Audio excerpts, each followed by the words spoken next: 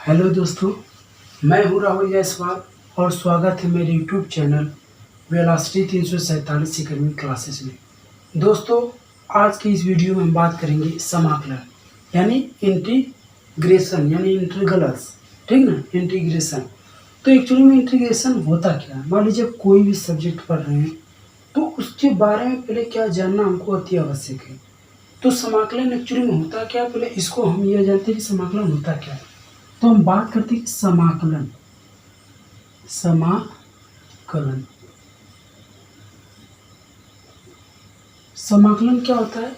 अगर मान लीजिए यदि एफ ऑफ एक्स कोई फलन है, मैं क्या कर रहा हूँ कि यदि एफ ऑफ एक्स कोई क्या है, फलन है, कोई मान लीजिए फंक्शन है। ठीक ना, यदि एफ ऑफ एक्स कोई फंक्शन है तो हम इसको समाकलन को एक्चुअली में लिखने का हमारा तजुर्बा क्या है। देखिए, अगर integration F of x into d x बराबर हमको दिया है जी ऑफ एक्स प्लस सी, तो यानी यही हमारा क्या है लिखने का तरीका है समाकलन का। ठीक ना, तो integration F of x into d x बराबर जी एक्स प्लस सी।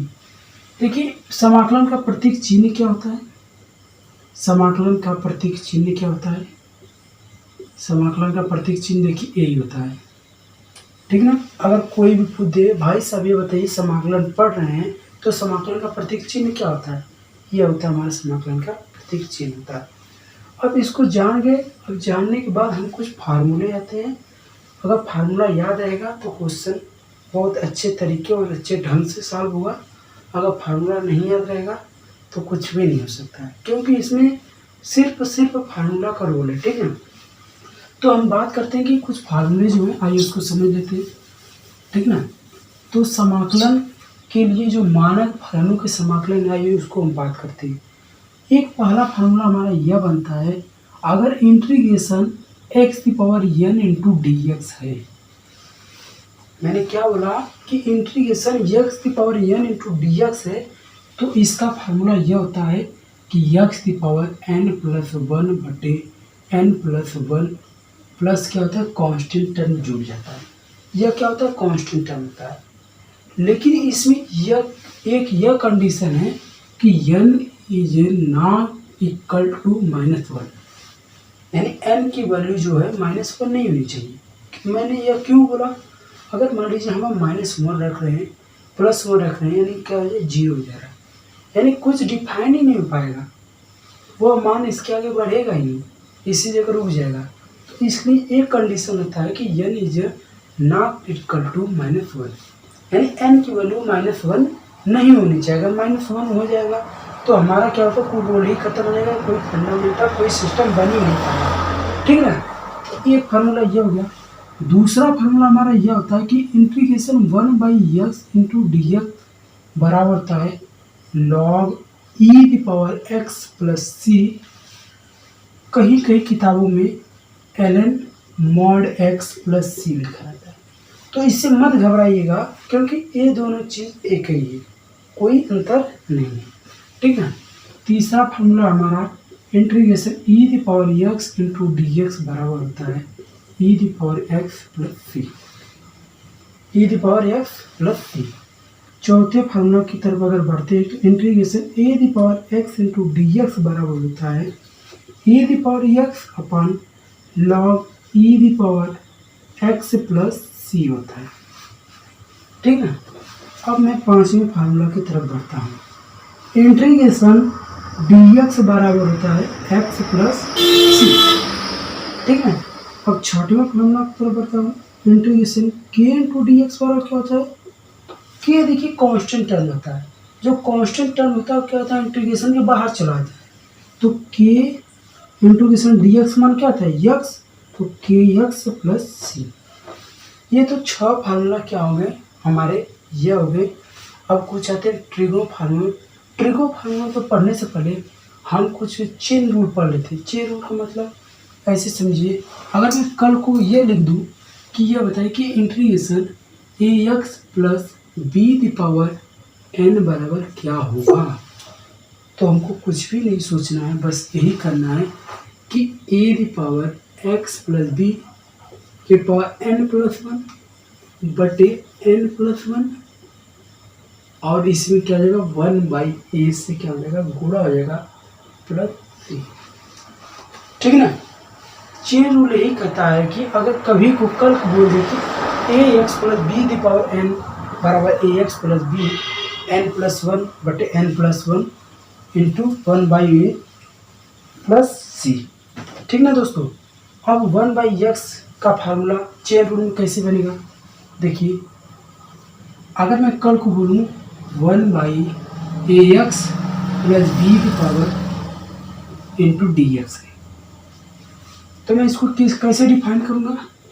1/x बराबर log e⁴x होता है, तो इसको लिखूँगा log e⁴x का मान ax + b, और चेन रूल ये कहता है अगर ax से गुणा हो रहा है तो a 1/a1 हो जाएगा, यानी 1/a + c।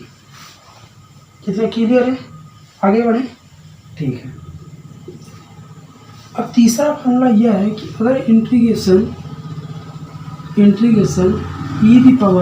e⁴ax + b हो गया इंटू dx हो गया, तो हमारा यही फार्मूला कहते हैं e⁴ax + b तो होगा, लेकिन साथ में 1/a + c भी होगा भाई साहब। c हमेशा जोड़ा जाएगा क्योंकि c हमारा कांस्टेंट टर्म है। वो क्या होता है, जब क्वेश्चन को सॉल्व किया जाता है वो लास्ट में हमारा कांस्टेंट टर्म जोड़ जाता है।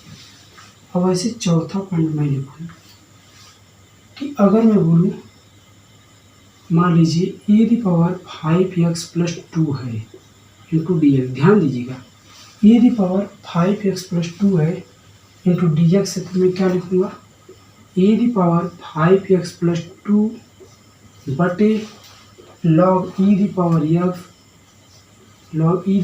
क्या होगा, देखिए यहाँ पर log e⁵x गुणे 1/5 + c।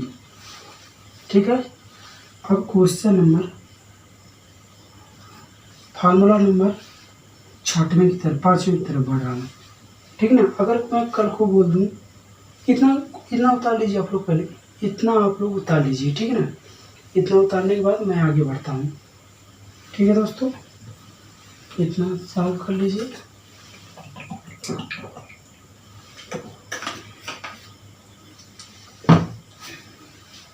हो गया। अब आगे बढ़ते हैं। देखिएगा ये फार्मूला आप लोग याद कर लीजिएगा, फार्मूला का ही खेल है सब कुछ। अगर फार्मूला याद रहेंगे तो क्वेश्चन आसानी से सॉल्व होंगे। ठीक ना। ये हमारा हो गया चेन रूल। अब चेन रूल के बाद हम आगे बढ़ते हैं कि ट्रिगो फार्मूला क्या होता है, TRIGO trigo formula. Trigo formula, आइए ट्रिगो फार्मूला भी देख लेते हैं। एक्चुअली ट्रिगो फार्मूला क्या होता है। अगर मैं इंटीग्रेशन पहला देखिए integration sin x into dx बराबर होता है -cos x + c। Integration sin x into dx बराबर होता है -cos x + c।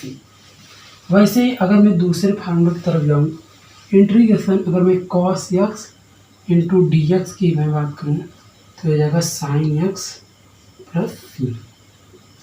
तीसरा फार्मूला अगर मैं जाता हूँ तो इंटीग्रेशन sin x बराबर क्या हो जाएगा cos x + c।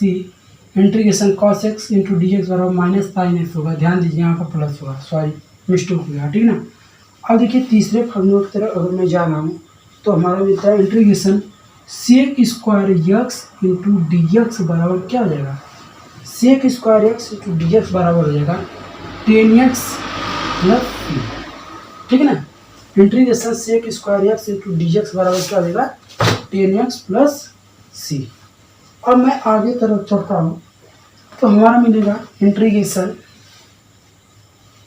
Integration cosec square x into dx बराबर क्या हो जाएगा -cot x + c। ठीक ना। पांचवा formula integration sec² x into 10x बराबर क्या हो जाएगा sec x + c। छठवां फार्मूला क्या होगा integration cosec x into cot x into d x, sorry दोस्तों यहाँ पर डी एक्स लगा लीजिएगा, बराबर होता है minus cosec x plus c. यानी ये हमारा ट्रिगो फार्मूला हो गया, ठीक है ना। ऐसे बहुत फार्मूला बनेंगे, तो पहले क्या करेंगे, आप सभी फार्मूला को लिखवा देने हैं, आप लर्न कर लीजिएगा, यानी याद कर लीजिएगा। अगर फार्मूला याद रहेंगे तो क्वेश्चन को सॉल्व करने में आसानी रहेगी, ठीक है ना। तो इतना पहले फार्मूला लिख लीजिए, फिर आगे बढ़ते हैं।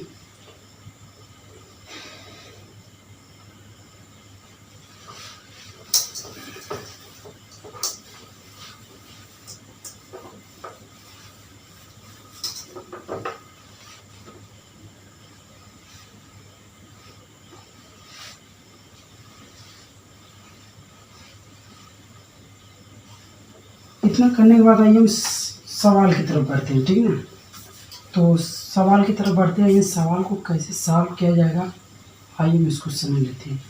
अगर मैं कल को बोलूँ कि एक सवाल मैंने बोल दिया कि integration x cube plus 3x² plus 2x plus 5 into d x है, इसको आप क्या करना है, सॉल्व करना है, ठीक है ना। तो सॉल्व करने का सबसे सिंपल तरीका है कि पहले सबको तोड़िए, ठीक है ना।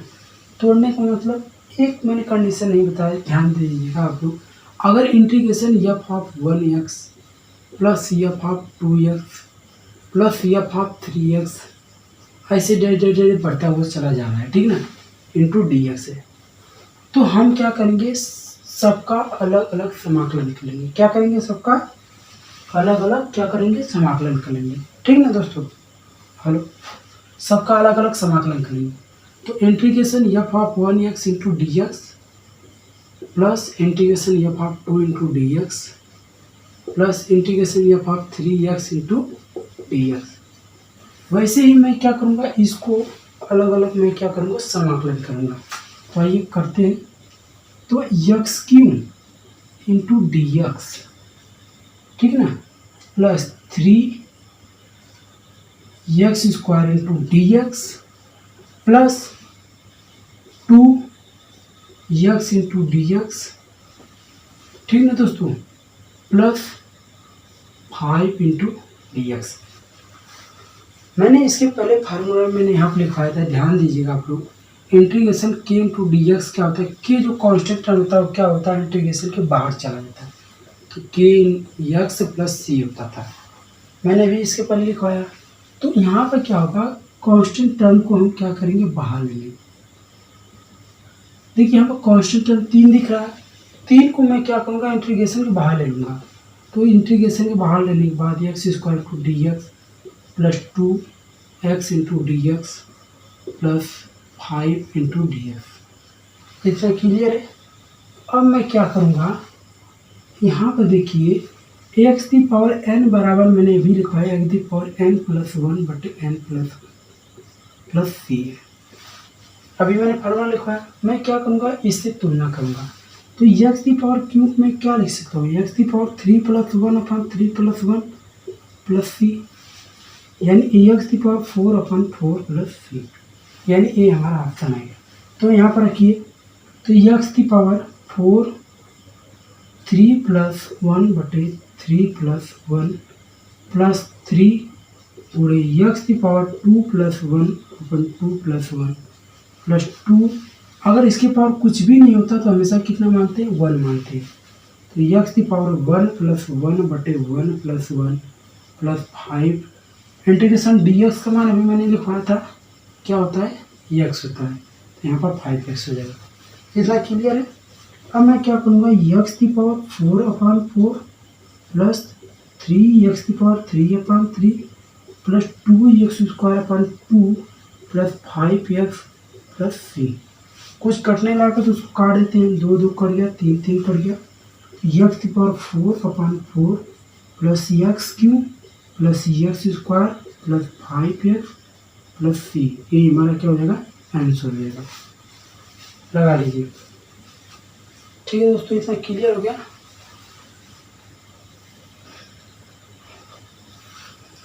एक अगले क्वेश्चन की तरफ मैं बढ़ता हूँ, आइए अगला क्वेश्चन देखते हैं क्या है, ठीक है ना।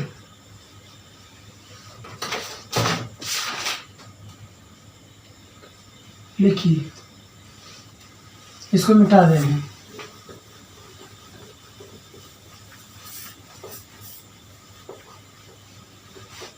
अगला क्वेश्चन है x cube plus 3x square plus 3x plus 2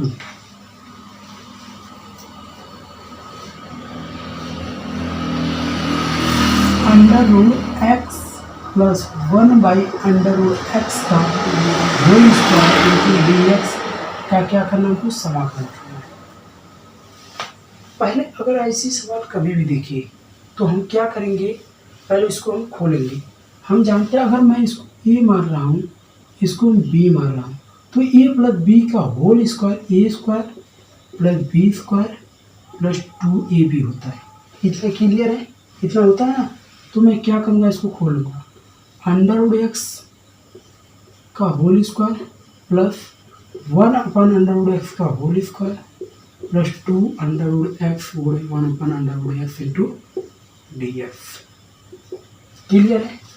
अब मैं क्या करूँगा, सबका इसमें गुणा करूँगा, तो इंटीग्रेशन अंडर√x का whole square into dx plus 1/√x का whole square into dx plus एक कट गया 2 इंटू dx। अब क्या करेंगे, जो कांस्टेंट टर्म है उसको क्या करेंगे, इंटीग्रेशन के बाहर ले लेंगे, तो अंडर√x का whole square into dx plus 1/√x का whole square into dx plus 2 constant term है, इसको बाहर लेंगे, इंटीग्रेशन dx।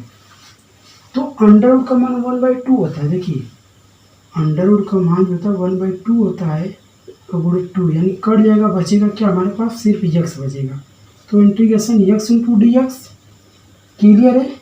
अंडर रूट 2 का मान 1/2 होता है, तो 1/2 कटेगा, तो बचेगा क्या, 1/x into dx plus 2 under root dx। तो अगर इसके पावर कुछ नहीं होता तो हमेशा 1 मानते हैं, तो x square upon 2 plus 1/x क्या होता है, log e⁻x plus 2x plus क्या हो जाएगा c। हमारा यही आंसर हो जाएगा। लगा लीजिए आप लोग।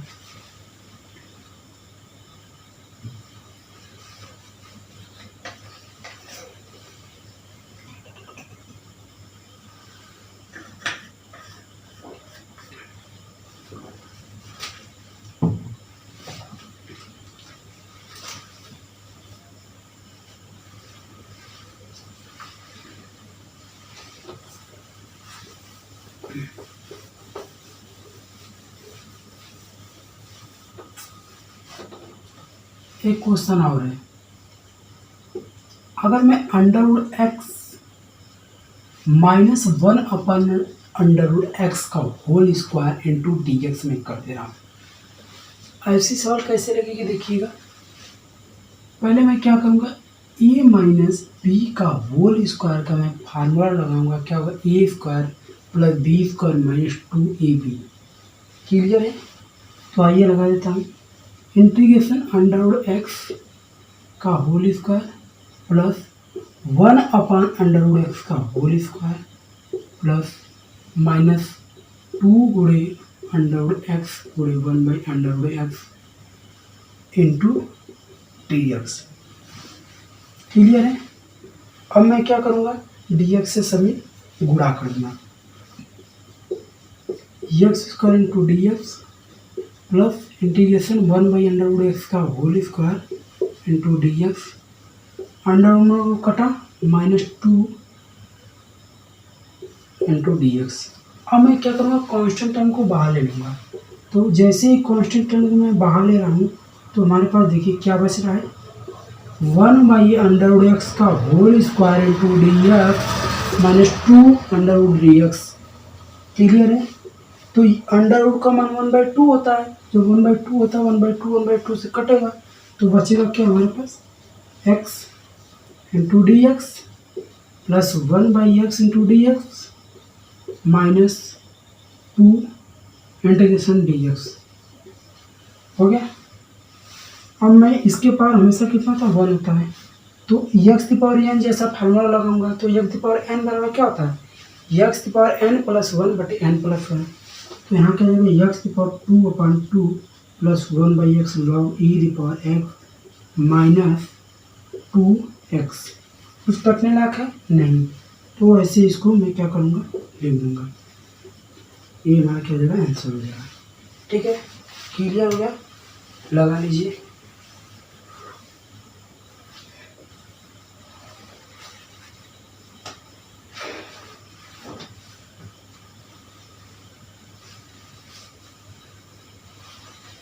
एक क्वेश्चन अगले की तरफ में बढ़ता हूँ। क्वेश्चन नंबर अगला है,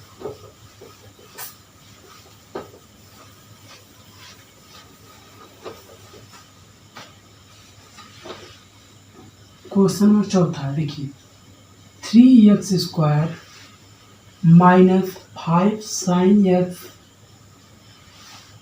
plus 6 e the power x plus 1/x into d x. समझिए मैं क्या कर रहा हूँ। पहले क्या करूँगा, मैं इस डी एक्स से सभी में मैं क्या करूँगा, गुणा करूँगा।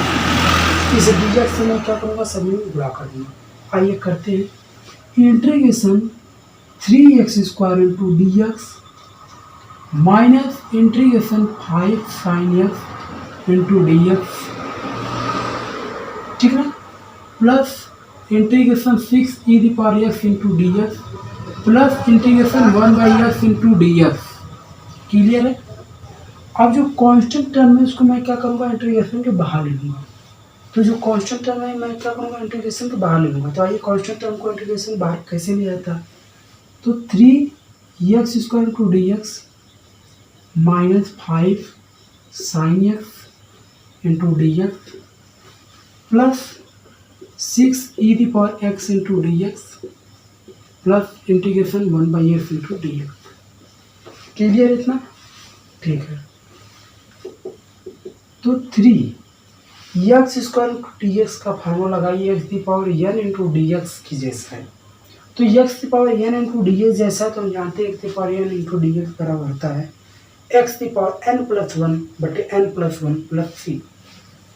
अगर n की वैल्यू 2 है तो n प्लस 1 में अगर 2 प्लस 1 जोड़ेंगे तो कितना होगा, एक्स दी पावर 3/3। तो x the power 2 plus 1 upon 2 plus 1 minus 5। Integration sine x बराबर क्या होता है, माइनस कॉस एक्स होता है। अभी लिखो है ना, इंटीग्रेशन साइन एक्स बराबर क्या होता है, माइनस कॉस एक्स। तो माइनस में अगर कॉस एक्स होगा तो माइनस में माइनस का गुणा होगा तो क्या हो जाएगा, प्लस कॉस एक्स हो जाएगा। Plus 6 e the power x समान ई दी पावर एक्स ही होता है, इसमें कोई परिवर्तन नहीं होता है। Integration 1/x into d x क्या होता है, log e the power x होता है। देखिए इसमें कुछ कटने लायक है। तो 3x की power 3/3 plus 5 cos x plus 6 e the power x plus log e the power x plus c. यहाँ से 3 गया, बचा हमारा क्या, x³ plus 5 cos x plus 6 e the power x plus log e the power x plus c. ये हमारा क्या रहेगा, आंसर हो जाएगा। ठीक है, इसमें फटाक से लगाइए, आगे दे रहे हैं सब।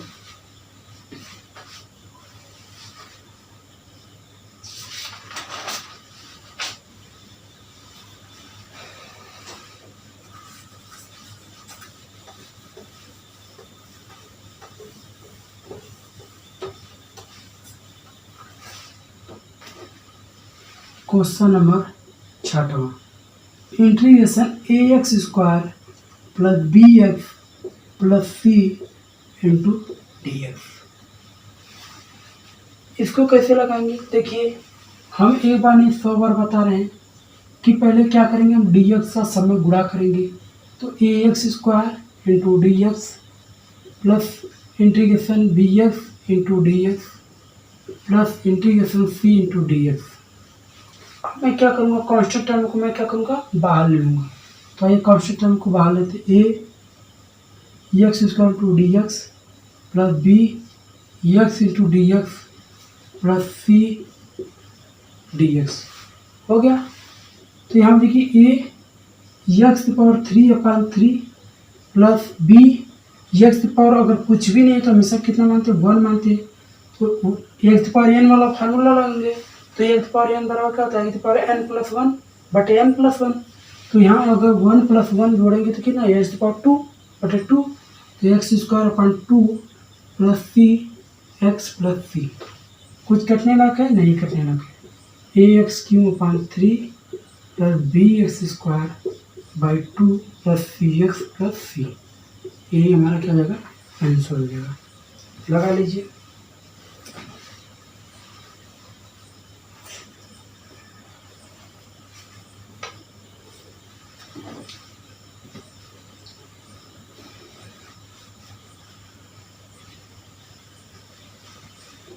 हो गया, आगे बढ़े। ठीक है, स्क्रीनशॉट मारकर आप लोग क्वेश्चन को सॉल्व कर लीजिएगा। पहले एक धैर्य बनाकर बस समझिए मैं क्या बोल रहा हूँ और मेरी बातों अच्छे से गौर कीजिए, यानी किस किस स्टेप से मैं गुजर रहा हूँ। अगर ये समझ गए तो सवाल अपने आप लगेगा, ठीक ना। एक अगला सवाल है कि अगर x + 3 x - 3 4 है मान लीजिए, ठीक ना, इंटीग्रेशन dx, तो मैं क्या करूँगा, पहले इसका मैं इसमें गुणा कर दूंगा। तो आइए गुणा करते हैं, ठीक ना। तो क्या हो जाएगा, देखिए x² + 3x - 4x - 12 इंटू क्या हो जाएगा, dx हो जाएगा। इतना क्लियर है, यानी इसका x का पहले मैं इन दोनों में गुणा किया, फिर -4 का गुणा इन दोनों में किया, ठीक है। अब मैं क्या करूँगा, dx से सभी में गुणा करूँगा, तो x² × dx + 3x × dx - 4x × dx + 2 × dx। इतना क्लियर है, ठीक है। एक पॉइंट ध्यान दीजिए, मैंने एक चीज़ गड़बड़ कर दिया। तो यहाँ देखिए √x² -x - 12 है, यानी इसमें से घट रहा है, तो उसको हम घटा देंगे, तो इसको पहाड़ करने की क्या ज़रूरत है, ठीक है। अब देखिए x² × dx, यानी अब मैं क्या करूँगा, सबका इसमें गुणा करूँगा, -x × dx -12 इंटीग्रेशन dx। अब मैं क्या करूँगा, कांस्टेंट टर्म को बाहर ले लूँगा, तो integration x² × dx minus integration x × dx -12 integration dx, ठीक है। तो x⁴n × dx बराबर होता है x⁴n + 1/n + 1 + c। तो यहाँ पर आइए पुट कर देते हैं, तो यहाँ पर क्या हो जाएगा, x⁴2 + 1/2 + 1 minus x⁴n + 1/1 + 1 -12 integration dx का मान होता है x। तो x⁴3 plus minus x² 2 -12x + c, ये हमारा क्या हो जाएगा, आंसर हो जाएगा, ठीक है। लगा लीजिए आप।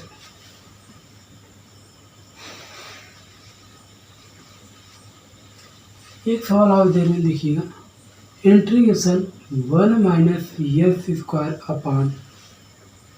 x², ये मान लीजिए यहाँ पर हमारा q है इंटू dx, ठीक है। आइए इसको करते हैं।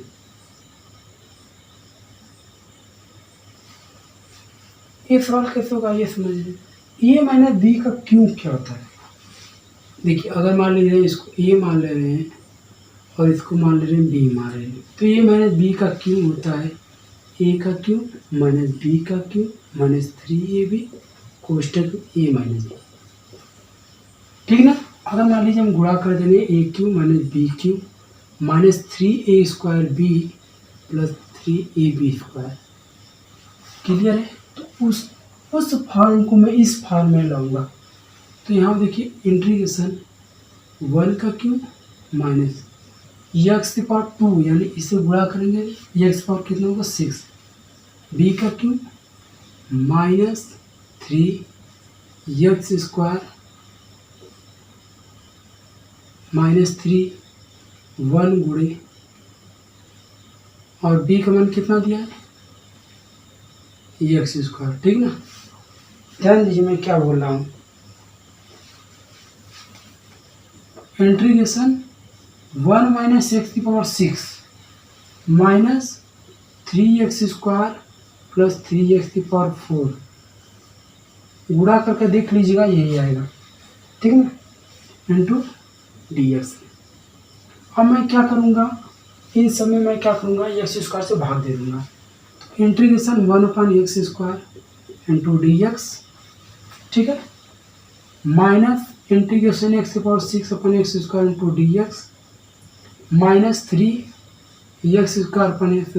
Into dx plus 3x⁴ into dx। कितना क्लियर है? तो देखिए x⁴ अगर मैं ऊपर ले लूँगा तो क्या हो जाएगा, integration x⁻² into dx minus x² कटा, तो integration x⁴ into dx minus x² कटा, तो 3 इंटू dx प्लस 3x² कटा x² इंटू dx। इतना क्लियर है? आगे बढ़ो, देखिए x⁻² प्लस 1 बटे -2 प्लस 1 माइनस x⁴ प्लस 1 और 4 प्लस 1 माइनस 3 गुणे dx मान x प्लस 3x⁴ अपन 2 प्लस 1 बटे 2 प्लस 1। तो यहाँ क्या है, x⁻−1 अपन -1 माइनस x⁵ अपन 5 माइनस 3x प्लस 3x⁴ अपन 3 कट जाएगा। तो यहाँ क्या आएगा, -1/x माइनस x⁵ अपन 5 minus 3x plus x³ plus 3 लगा लीजिए।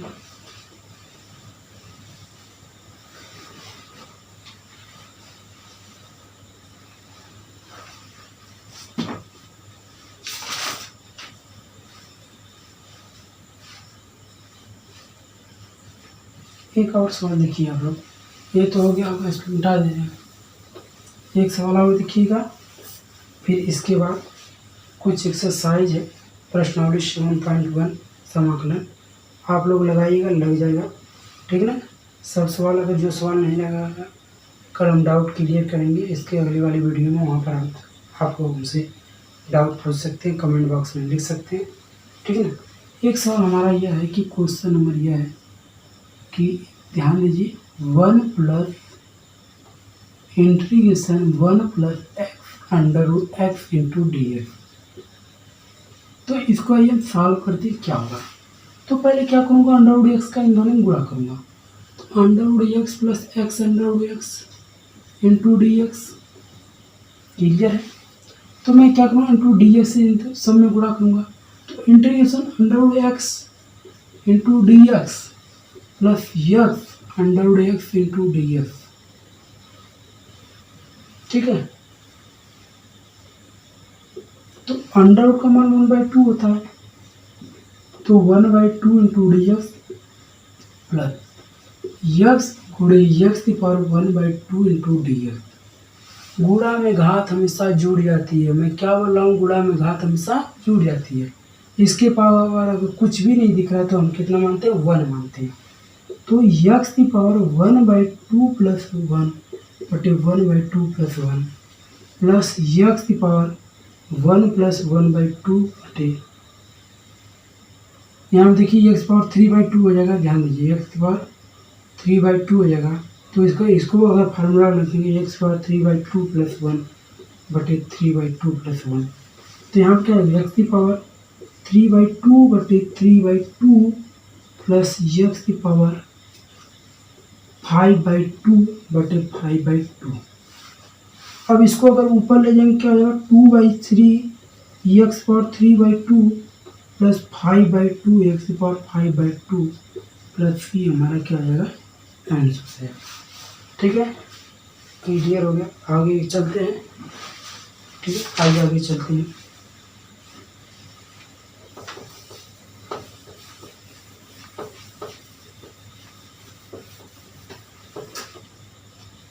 Integration x⁴ plus x⁴ plus x² plus 6x plus 7 अपान x² इंटू क्या हो जाएगा, dx। ये ऐसे सवाल को कैसे सॉल्व किया जाएगा, आइए हम करते हैं। तो मैं पहले एक कंडीशन यह बता रहा हूँ, अगर अंश बटे हर में दिया है सवाल तो मैं क्या करूँगा, इस सब में भाग दे दूँगा। तो आइए x cube upon x square plus x square upon x square plus 6x upon x square plus 7/x² into d x. अब मैं क्या करूँ, डी एक्स से सभी में गुणा करूँगा। तो integration x cube upon x square into d x plus x square upon x square into d x plus integration 6x upon x square into d x plus integration 7 upon x square into d x. इतना clear हो गया। जो कटने रहा इसको काट देते हैं, तो ये बचेगा x into d x plus x 1 into d x, यहाँ पर एक एक्स कटा plus 6 upon x into d x plus 7 upon x square into d x. अब मैं क्या करूँगा, कांस्टेंट टर्म को बाहर ले लूँगा। क्या करूँगा, कांस्टेंट टर्म को बाहर ले लूँगा। तो आइए x into d x plus 1 constant term में d x plus 6 constant term में 1/x into d x plus 7 constant term में 1/x square into d x. X की पावर अगर कुछ भी नहीं है तो हमेशा कितना मानते हैं, 1 मानते हैं। तो एक्स की पावर 1 प्लस 1 अपान 1 plus 1 plus integration D x मान एक्स होता है प्लस 6 1/x क्या होता है, log e the power x होता है, log e the power x plus 7। इसको मैं क्या लिख सकता हूँ, एक्स पावर -2। एक्स पावर -2 को अगर मैं खोलूँगा तो यहाँ पर देखिए सीधे मैं फार्मूला लूँ, एक्स पावर -2 प्लस 1 बटे -2 प्लस 1 यानी -1 होगा। तो -1 का इसमें गुणा हो जाएगा, एक्स उसका अपन 2 plus x plus 6 log e the power x plus minus -7 x power -1। ठीक है, एक्स पावर -1। इसको मैं क्या लिख सकता हूँ, 1/x भी लिख सकता हूँ। एक्स उसका अपन 2 plus x plus 6 log e the power x minus 7 गुणे 1/x प्लस c। हमारा ये आंसर है। ठीक है, क्लियर इतना। एक और सवाल है, एक और सवाल है, इसको कर लीजिए, फिर इसके बाद आगे बढ़ते हैं। अभी तुम्हें a प्लस एक्स पर n जैसा फार्मूला को मैं रूल कर सवाल को सॉल्व कर रहा हूँ। कल मैं क्या करूँ, ट्रिगो से खेलूँगा, यानी ट्रिगो फार्मूला से हमको कैसे खेलना है वहाँ पर हम इसको क्लियर करेंगे। तो आइए एक सवाल और समझ लेते हैं, फिर वीडियो को हम एंड करते हैं यहाँ पर।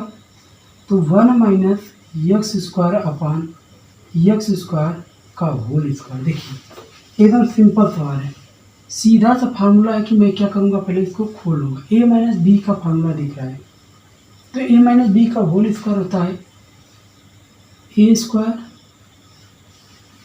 एक मिनट दोस्तों, थोड़ा लिंक डालने नहीं रहने दीजिए। चलिए, a square plus b square minus 2ab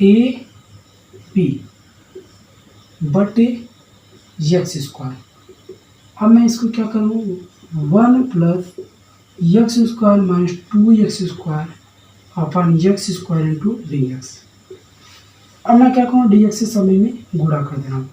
तो 1/x square plus x square upon x square minus 2x square upon x square into d x.